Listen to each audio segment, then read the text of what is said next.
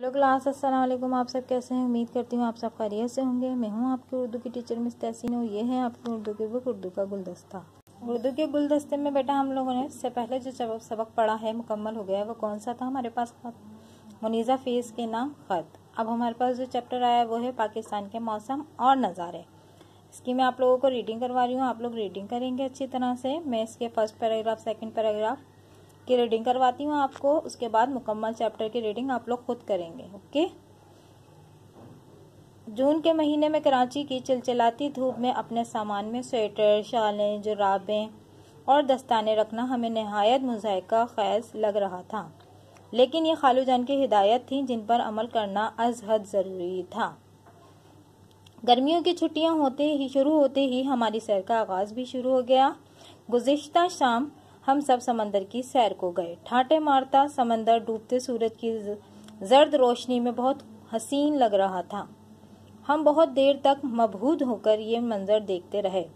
कराची के गरम मौसम में समंदर का ठंडा पानी इतना फरहत बख्श साबित हुआ कि हमारे बड़ों ने सड़क के जरिए पाकिस्तान की सैर का प्रोग्राम बनाया। सामान से लदे भदे सफ़र का आगाज़ हुआ। हमारे सफ़र के रहनुमा अमीर खालू जान थे।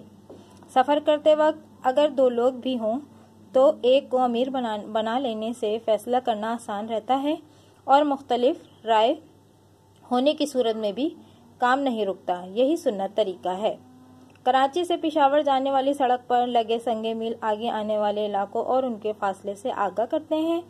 इस तवील सड़क के आगाज से आखिर तक मुख्तलिफ तहजीबियों, सकाफतों और मौसमों की तब्दीलियां और बदलते मनाजिर देखने से ताल्लुक रखते हैं।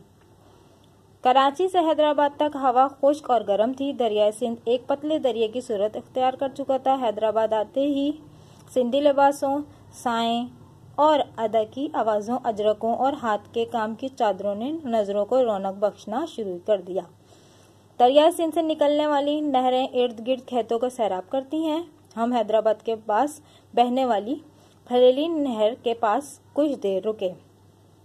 ये मैंने आपको 1 paragraph, 2 paragraph, 3 paragraph and 4 paragraph की रीडिंग आपको करवाई है। इसके बाद जितने पैराग्राफ है बेटा आप लोग उसकी रीडिंग खुद करेंगे।